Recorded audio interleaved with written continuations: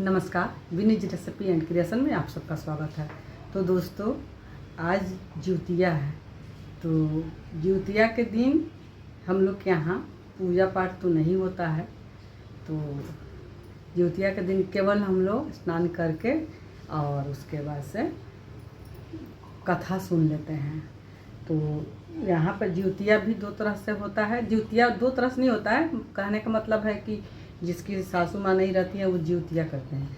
आज जिसकी माँ रहती हैं और बाल बच्चा के लिए खरज्योतिया किया जाता है, तो हम लोग का खरज्योतिया है। तो इसलिए जो कुछ है, जैसे आज के दिन लोग बेलपत्र पर तेल देते हैं। कहीं है कि तुलसी के पत्ता और बेलपत्र पर तेल दिया जाता है, अपने पितरों लोग को दिया जाता है। लेकिन तो वो तो हो गया है, लेकिन अब मेन कथा कहना है। तो नहा करके हम तो यहाँ पर अकेले हैं, पटना में है। तो गांव पर थे पिछला बार, तो फुआ लोग के साथ में हम लोग सब कोई मिल करके एक जगह पर कथा हम लोग सुने थे। तो इस बार कथा अपने ही हम कह लेंगे और सुन लेंगे, और नहीं तो क्या करते हैं कि मोबाइल में चला करके सुन लेते हैं कथा। तो आजकल तो आराम है, तो वही हम करते हैं। तो कथा तो हम सुन लिए हैं, 5 कथा सुने हैं, उसमें गाना भी बहुत अच्छा था सुने। लेकिन आप लोग को हम एक कथा कह करके सुनाते हैं। तो फिर तो हम आप लोग को कथा कह कर सुनाते हैं। इसमें भी कितना तरह का होता है। हम लोग की तरफ है कि सिवान जिला या चंपारण ग्रह में पूजा नहीं किया जाता है। बस पूजा की जगह पर स्नान किया जाता है, स्नान करने के बाद वहीं कथा सुना जाता है। और यहाँ पर है पटना वाले लोग को देखते हैं कि ये जो काम उम करने वाली है हमारे यहाँ, तो ये लोग के यहाँ पूजा पाठ होता है। बहुत अच्छा से पूजा करता है लोग, उसमें ज्योतिया बनाया जाता है। तो ज्योतिया पहन करके पूजा पाठ किया करता है लोग। और बहुत मन धूमधाम से, जैसे हम लोग के तीज वगैरह जो होता है उस तरह से, छठ होता है उस तरह से यहाँ पर लोग करता है, सुनने को मिलता है। और हम लोग में वैसा कुछ नहीं रहता है, एकदम सादा सादा रहता है, आराम से। तो इसी तरह से आज का पूजा हुआ। और फिर तो आप लोग को एक कथा सुनाएंगे, देखते हैं एक या दो, छोटा छोटा होगा तो 2 कर देंगे। तो फिर आप लोग सुने। जितिया व्रत की कथा गंधर्व के राजकुमार जिमुतवाहन से जुड़ी है। वृद्धावस्था में जिमुतवाहन जी के पिता अपना सारा राजपाट सौंप कर वानप्रस्थ आश्रम चले जाते हैं, लेकिन जिमुत की राजा बनने में कोई दिलचस्पी नहीं थी। ऐसे में वह अपने साम्राज्य को अपने भाइयों को देकर अपने पिता की सेवा करने के लिए जंगल चले जाते हैं। जंगल में मलयवती नाम की एक राजकन्या से उनका विवाह हो जाता है। एक दिन जंगल में जिमुतवाहन को एक बूढ़ी महिला रोती नजर आती है। जिमुतवाहन उस महिला से उसके रोने का कारण पूछते थे। तब वो बताती है कि मैं नागवंश की स्त्री हूँ और मेरा एक ही बेटा है, जिसके बिना अपने जीवन की कल्पना भी नहीं कर सकती हूँ। और नागों ने पक्षियों के राजा वरुण गरुड़ को रोजाना खाने के लिए नाग सौंपने की प्रतिज्ञा दे रखी है। रोजाना दिए जाने वाली बलि के क्रम में आज मेरे बेटा शंखचूर्ण की बारी है। तब जिमुतवाहन ने महिला से कहा कि आप घबराइए मत, मैं आपके बेटे की अवश्य रक्षा में करूँगा। आज उसकी जगह पर मैं खुद की बलि देने जाऊँगा। इसके बाद जिमुतवाहन ने शंखचूड़ से लाल कपड़ा लिया और बलि देने के लिए शिला पर लेट गया। इसके बाद जब गरुड़ आए तो लाल ढके कपड़े में जिमुतवाहन को दबाकर पहाड़ की ऊंचाई पर ले गए। अपनी चोंच में दबे जीव को रोता देखकर गरुड़ हैरान हो गए। तब गरुड़ ने जिमुतवाहन से पूछा कि आप कौन हैं? जिमुतवाहन ने उन्हें सारी बात बता दी। गरुड़ जिमुतवाहन की बहादुरी से बेहद प्रसन्न हुए और तब उन्होंने उन्हें जीवन दान तो दिया ही, साथ ही आगे से नागों की बलि ना लेने की भी प्रतिज्ञा ली। कहते हैं इसी के बाद से बेटे की रक्षा के लिए जिमुतवाहन की पूजा करने की परंपरा शुरू हुई।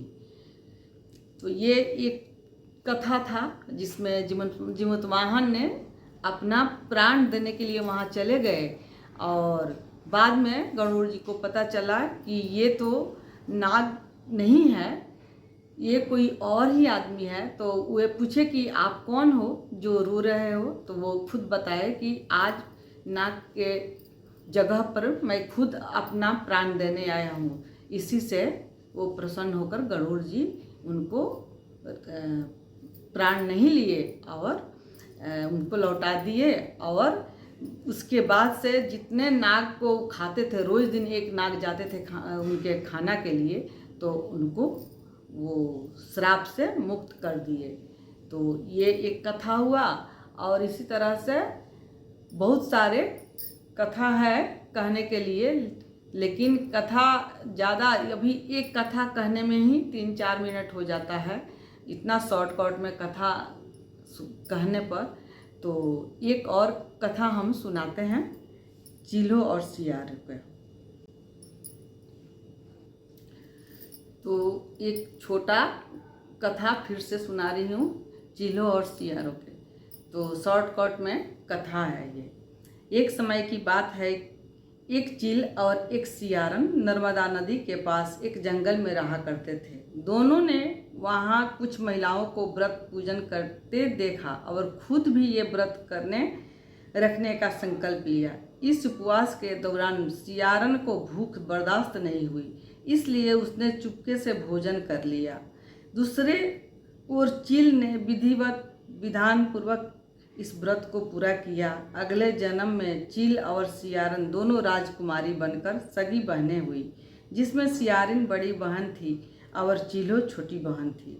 दोनों बहनों की शादी हो गई, लेकिन सियारिन रानी के जो भी बच्चे होते थे वो मर जाते, जबकि चील्हो के बच्चे स्वस्थ रहते। सियारन को इससे जलन होने लगी। जलन के कारण सियारिन रानी अपनी बहन के बच्चे और उसके पति को मारने का प्रयास करने लगी, लेकिन वह सफल नहीं हो सकी। बाद में जब उसे अपनी भूल का एहसास हुआ तो उसने अपनी बहन से क्षमा मांगी। बहन के बताने पर उसने फिर से जितिया का विधि विधान व्रत किया, जिससे उसके पुत्रों को लंबी आयु की प्राप्ति हुई। तो ये तो अभी सुबह हो गया है। तो यहाँ माँ पूरी टिक रही हैं सुबह में।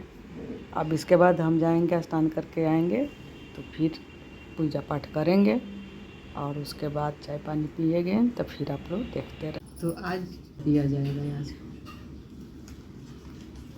तो अब हम नहा धोवा लिए हैं, बाल झाड़ लिए हैं।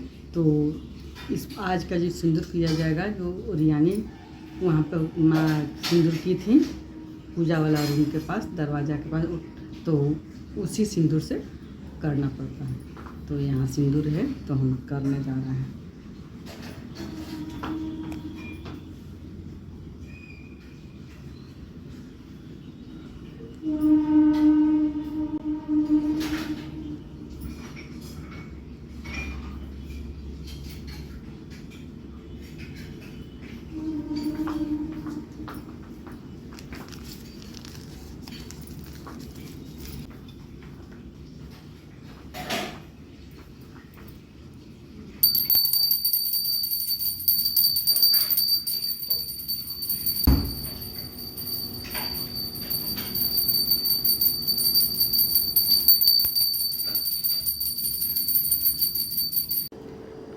तो दोस्तों, अब चाय पीने के लिए हम बैठे हुए हैं कि चाय पानी पी लिया जाए, उसके बाद आराम से खाना बनेगा। तो पानी पीना है तो बिस्किट, पानी तो ऐसे पी लिए हैं, दवा खाना था थायराइड का, तो पानी पी लिए। और उसके बाद फिर सब नहान धोवान किए हैं, तो अब बिस्किट खा के पानी पी के चाय पी लेंगे, उसके बाद आराम से खाना बनेगा। तो मेरा वीडियो अब आप लोग को कैसा लगा? अगर अच्छा लगा हो तो प्लीज़ हमें लाइक कमेंट शेयर ज़रूर करें, बेल आइकन को दबाएं, जिससे दूसरा नोटिफिकेशन आप सब तक पहुंच जाए। तब तक के लिए थैंक यू।